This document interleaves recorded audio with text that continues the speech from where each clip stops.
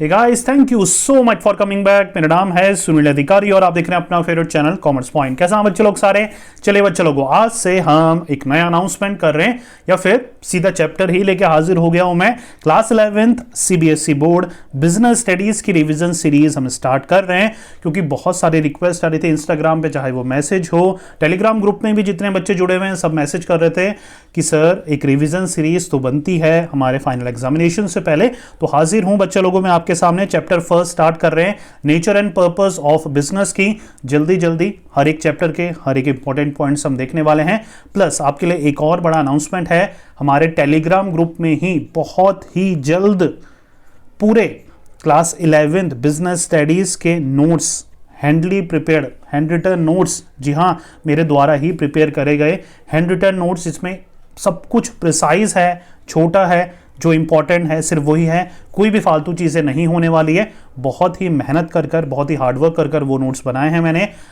Telegram group description में आपको मिल जाएगा, ज्वाइन करिए। वहाँ पर बहुत ही जल्द मैं फुल सिलेबस के फर्स्ट चैप्टर से लेकर 11 चैप्टर के सारे जितने भी इंपॉर्टेंट हमारे चैप्टर्स हैं, पॉइंट्स हैं, सब कुछ उस वीडियो में हम डिस्कस करने वाले हैं। तो बिना कोई टाइम वेस्ट करते हुए चलिए वीडियो करते हैं आज का स्टार्ट। चलिए, history of trade and commerce हम स्टार्ट कर रहे हैं, राइट। सबसे पहले हम देखिए history of trade and commerce में क्या है।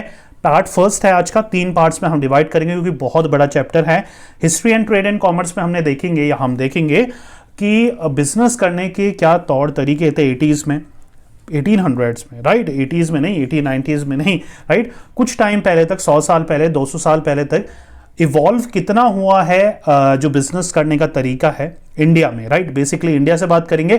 इंडिया के वो अलग अलग बात है, अलग अलग जगह कनेक्शन थे ट्रेड के लिए, लेकिन पर्टिकुलर फ्रेमवर्क हमारा इंडिया की हिस्ट्री रहेगा ट्रेड एंड कॉमर्स से रिलेटेड, राइट। चलिए स्टार्ट करेंगे। पॉइंट वाइज बहुत ही प्रिसाइज नीट वे में मैंने ये पॉइंट्स बना के आपको समझा रखा है। अच्छा, जो नोट्स मैं आपको पढ़ा रहा हूं वही नोट्स आपको डाउनलोड करने के लिए भी मिलने वाले हैं, इसलिए टेंशन लेने की जरूरत नहीं है।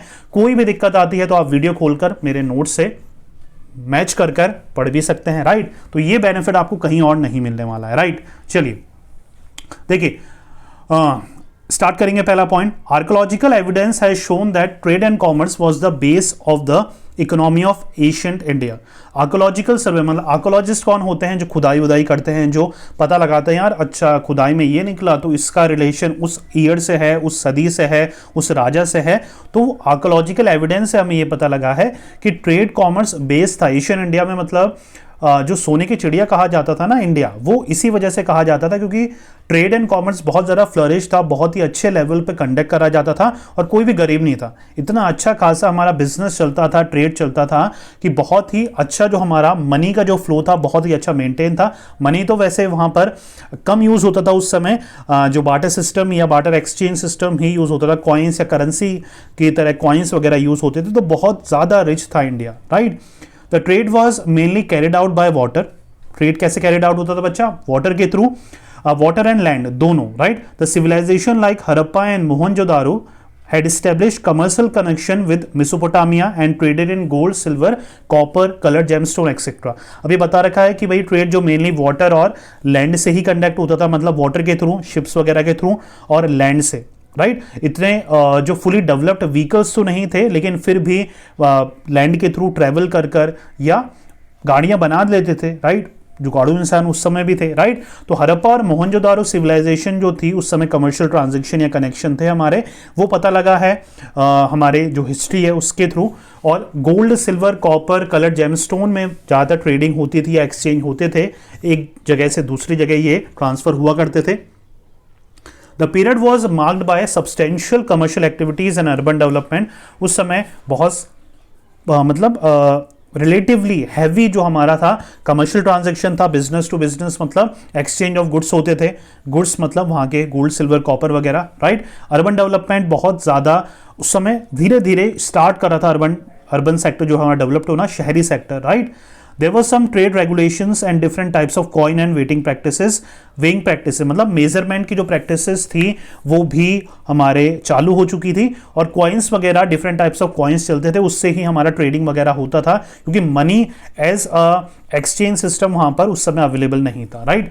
इंडिजीनियस बैंकिंग सिस्टम एक पॉइंट आता है आपका, ये इंपॉर्टेंट है। इंडिजीनियस बैंकिंग सिस्टम क्या होता है? देखिए उस समय बैंक वगैरह थे नहीं, तो उस समय क्या होते थे, साहूकार होते थे।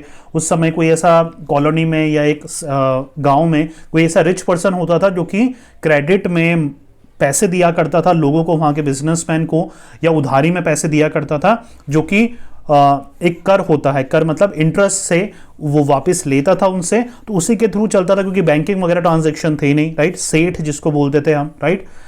मेटल कॉइन थे, become common medium of exchange हो गए थे उस समय, right. Document, hundis and chitti were use for buying and selling on credit. देखिए जैसे अकाउंटेंसी में होता है, हम खाता मेंटेन करते हैं, तो उस समय ये हुंडीज और चिट्टी उसी के पार्ट थे जहां पर हम ट्रांजैक्शन को मेंटेन करके लिखते थे। सिंपल हो रहा है। चलिए आगे है, indigenous bank played a specific role in lending money and financial domestic trade. जैसे मैंने आपको बताया, जो इंडिजीनियस बैंक थे, मतलब जो इंडिविजुअल्स थे जो पैसे दे रहे थे गांव वालों को, वही मेजर सोर्स थे पैसे को लेने के, लैंडिंग करने के, पैसे देते थे वो। और डोमेस्टिक ट्रेड को वही फ्लरिश कर रहे थे या वही हेल्प कर रहे थे लोगों के पैसे देने में, अपने बिजनेस को आगे बढ़ाने में। Agriculture and domestication of animal also help to generate surplus and saving for investment. Agriculture and domestication, agriculture उस समय भी फ्लोरिश था, उस समय भी वहां पर होता था। और डोमेस्टिकेशन ऑफ एनिमल मतलब लोग जानवर पाला करते थे और उनसे अच्छा खासा वो कमाते थे, राइट। जिनके पास नहीं था, जिनके पास ज़्यादा था, वो जिनके पास नहीं था उनके पास जाते थे और उनको बेचते थे, उनसे मतलब ऑफर रखते थे कि भाई हम तुम्हें अपना एनिमल देते हैं इतने पैसों में, तो उसके थ्रू ही वहां पर अच्छा खासा ये डोमेस्टिकेशन और एनिमल्स के थ्रू भी एग्रीकल्चर सेक्टर अच्छा सा वर्क कर रहा था, राइट। डेवलपमेंट ऑफ कारखानास, कारखानास मतलब जहां पर चीज़ें रिपेयर होती हैं। Workshop for skilled artisan, skilled मतलब जो अच्छे खासे जानने वाले लोग हैं, काम जानते हैं वो लोग, वो कारखाना वगैरह में वर्क करते थे और रॉ मटेरियल को फिनिश गुड्स में कन्वर्ट करते थे, जो कि मेन ऑब्जेक्टिव होता है कारखानों वगैरह, रिपेयरिंग सेंटर वगैरह का, राइट। चलिए आगे देखते हैं, इंटरमीडियरीज के राइज होना। इंटरमीडियरीज क्या होता है? मिडिल मैन होते हैं।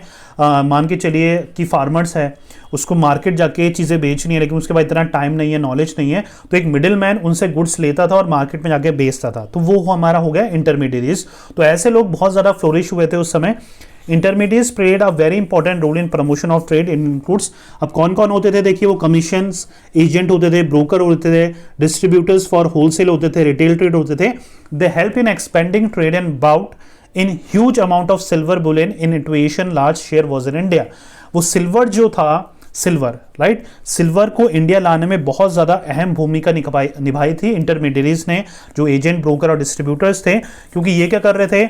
माल जाके बेच रहे थे बाहर और इन रिटर्न सिल्वर से डील कर रहे थे या सिल्वर कॉइन वगैरह ले रहे थे, जिससे इंडिया में बहुत सिल्वर का ट्रांजैक्शन बढ़ गए थे, या सिल्वर का जो रिसोर्सेज था, रिजर्व था, वो बहुत बढ़ गया था, राइट।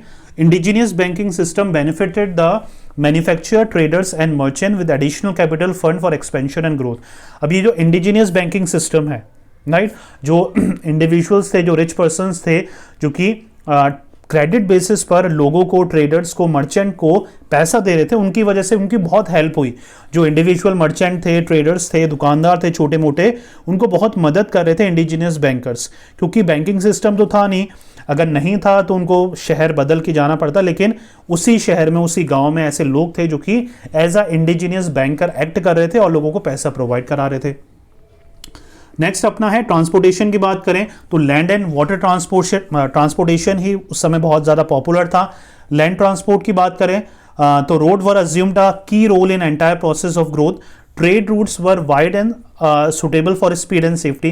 उस समय इतना ट्रैफिक तो होता नहीं था, राइट, तो लैंड के थ्रू जाते थे और वहाँ पर जो लिमिटेड व्हीकल्स थे उनके लिए अच्छी खासी विड्थ थी, स्पीड थी और सेफ्टी थी। वाटरवे की बात करें तो maritime trade was another important way of global trade. Malabar coast and Calicut coast for the long history of international trade. दो यहाँ पर कोस्ट की बात करी गई है, मालाबार और कैलिकट। यहाँ से बहुत ज़्यादा इंटरनेशनल ट्रांजैक्शन होते थे, राइट, मतलब पानी के थ्रू। अब ट्रेडिंग कम्युनिटीज़ की बात करें तो अलग अलग ट्रेडिंग कम्युनिटीज़ हैं जिन्होंने बहुत ज़्यादा अहम मतलब इंपॉर्टेंट भूमिका निभाई है। In northern region Punjabi and Multani merchant handle business. Northern region में पंजाबी और मुल्तानी जो मर्चेंट थे वो हैंडल करते थे बिजनेस। वेस्टर्न की बात करें तो India mahajans for managing trade. South Chettiars were important trader south की तरफ। गुजरात और राजस्थान में भट्ट्स जो थे वो मैनेज करते थे ट्रेड को। और urban centre Mahajan community represent the chief called नागर सेठ, वो मैनेज करता था अर्बन सेंटर महाजन कम्युनिटी को, राइट। अब मेजर ट्रेड सेंटर की बात करें तो यहां पर अलग अलग नाम है। पहला है Pataliputra, known as Patna today, आज के टाइम में उसको पटना बोला जाता है। It was not only a commercial town but a major centre for export of stone, stone के एक्सपोर्ट के लिए बहुत ज्यादा जाना जाता था पाटलिपुत्र, राइट।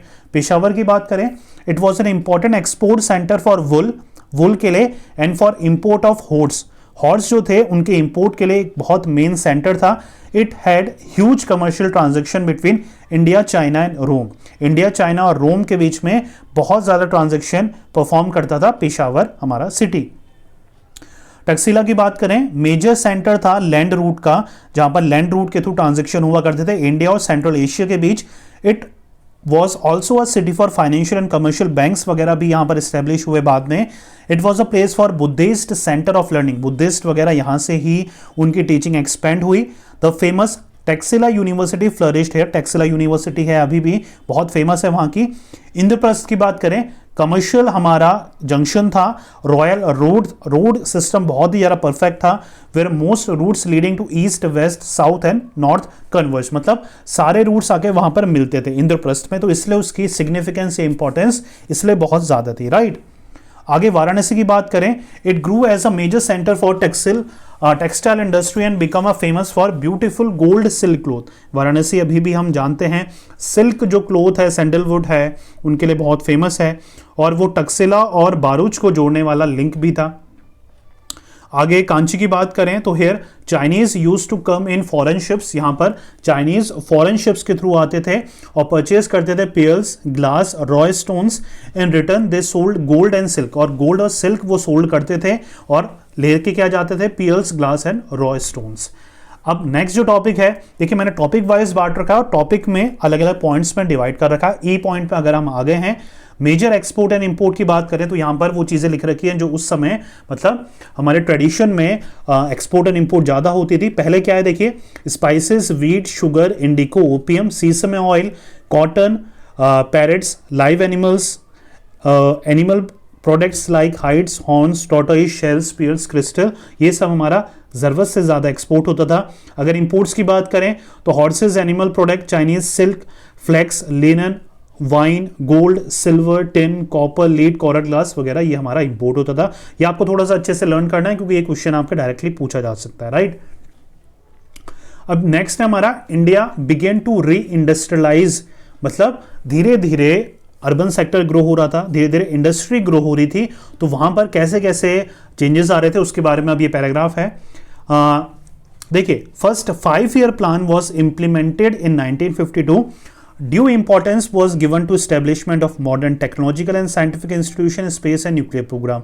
जब पहला 5-year प्लान 1952 में इंप्लीमेंट करा गया तो मेजर फोकस हमारा क्या था, मॉडर्न टेक्नोलॉजी को डेवलप करना, इंस्टीट्यूशंस को डेवलप करना, स्पेस और न्यूक्लियर प्रोग्राम्स को डेवलप करना, राइट। तो यहाँ पर इन्वेंशन, ग्रोथ, इंडस्ट्रियलाइजेशन पर ज्यादा फोकस करा गया फर्स्ट 5-year प्लान में। डिस्पाइज दीज एफर्ट, मतलब ये एफर्ट्स के बावजूद भी Indian economy could not developed at rapid pace, लेकिन इंडियन इकोनॉमी डेवलप नहीं हो पाई बहुत अच्छे पेस पे जो हमने सोचा था। क्यों? Due to capital formation, lack of मतलब कमी थी कैपिटल फॉर्मेशन की, या पैसा इतनी फास्ट ग्रो या डेवलप नहीं हो पा रहा था। पॉपुलेशन बहुत ज़्यादा तेजी से राइज हुई जिसकी वजह से डिमांड और सप्लाई के बीच में गैप हो गया। ह्यूज एक्सपेंडिचर ऑन डिफेंस, बहुत ज़्यादा हमने डिफेंस में खर्चा करा, और इनएडिक्वेट इंफ्रास्ट्रक्चर, इंफ्रास्ट्रक्चर भी हमारे पास प्रॉपर नहीं था, राइट। आगे बात करें, as a result India relied heavily on borrowing from foreign sources, और पैसा जब नहीं था इंडिया में क्योंकि खर्चे तो थे, पॉपुलेशन रैपिडली एक्सपेंड कर रही थी, तो पैसों की हमारे पास कमी थी। तो जब पैसों की कमी थी तो हम दूसरी कंट्री पे फॉरेन सोर्सेज पे पूरी तरीके से डिपेंड हो गए, निर्भर हो गए, और हमारा जो डेफिसिट था, ट्रेड डेफिसिट था, बहुत ही ज़्यादा बढ़ गया। इकोनॉमिक लिबरलाइजेशन 1991 से मतलब 1991 तक, 1991 में मेजर हमने इकोनॉमिक चेंजेस करे थे। आपको पता है जो हमारा नेशनल इकोनॉमिक पॉलिसी है या न्यू इकोनॉमिक पॉलिसी है वो तब रिलीज करी गई थी।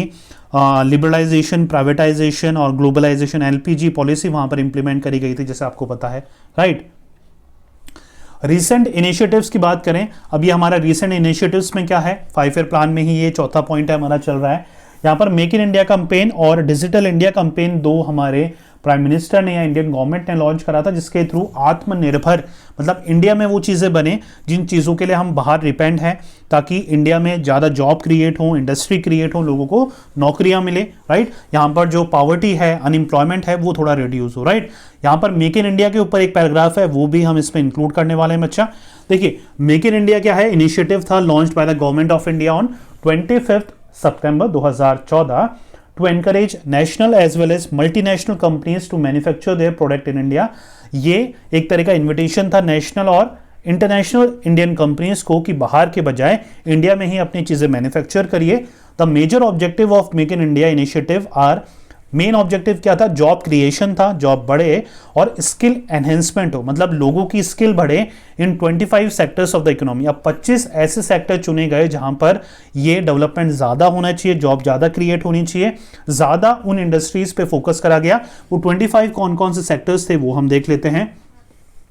The first one is your automobile था, राइट, कार्स वगैरह, एविएशन हो गया, एरोप्लेन्स वगैरह, केमिकल्स हो गया, डिफेंस मैन्युफैक्चरिंग हो गया, इलेक्ट्रॉनिक सिस्टम हो गया, इंफॉर्मेशन टेक्नोलॉजी हो गया, लेदर हो गया, माइनिंग हो गया, फार्मास्यूटिकल्स मतलब दवाइयाँ हो गया, रेलवे हो गया बच्चों, रोडवेज एंड हाईवेज हो गया, टेक्सटाइल एंड गारमेंट्स हो गया, टूरिज्म एंड हॉस्पिटैलिटी हो गया, ऑटोमोबाइल कंपोनेंट्स हो गए हमारे, बायोटेक्नोलॉजी हो गई, कंस्ट्रक्शन हो गया, इलेक्ट्रिकल मशीनरी हो गई, फूड प्रोसेसिंग हो गया, मीडिया एंड एंटरटेनमेंट हो गया, ऑयल एंड गैस हो गया, पोर्ट एंड शिपिंग है, रिन्यूएबल एनर्जी है, थर्मल पावर है, स्पेस एंड एस्ट्रोनॉमी है, वेलनेस है। सब कुछ याद करने की जरूरत नहीं है, 10 या 11 भी पॉइंट याद कर लेंगे इनमें से, 25 सेक्टर्स में से, वो भी इनफ है, राइट। तो मेक इन इंडिया एक इंपॉर्टेंट क्वेश्चन बन सकता है आपके एग्जामिनेशन पॉइंट ऑफ व्यू में, जो आपको अच्छे से लर्न करना जरूरी है। हो रहा है बच्चों क्लियर? तो ये पार्ट फर्स्ट था हमारा चैप्टर नंबर फर्स्ट का। पार्ट सेकंड में हम बहुत ज़्यादा इंपॉर्टेंट टॉपिक देखने वाले हैं, तो आपको आइडिया दे देता हूँ। ह्यूमन एक्टिविटीज़ देखने वाले हैं और उसके जितने भी आगे के जितने भी इंपॉर्टेंट टॉपिक्स हैं वो भी हम देखने वाले हैं। तो प्लीज़, राइट, कोशिश कर रहा हूँ मैं हर अल्टरनेट डेज या हर डेज एवरी डे मैं आपके लिए वीडियोस अपलोड करूँगा। शाम के वक्त वो अपलोड होगा। प्लीज़ शाम के वक्त हमारे चैनल को कॉमर्स पॉइंट को विजिट करना मत भूलिएगा। प्लस डिस्क्रिप्शन में टेलीग्राम ग्रुप का लिंक प्रोवाइड करा रहा हूँ, सारे इंपॉर्टेंट इन्फॉर्मेशन आपको वहां से मिल जाएगी। वीडियो हो सके तो मैं वहां शेयर कर दूंगा, नहीं तो आपको रोज शाम को आदत डाल लीजिए।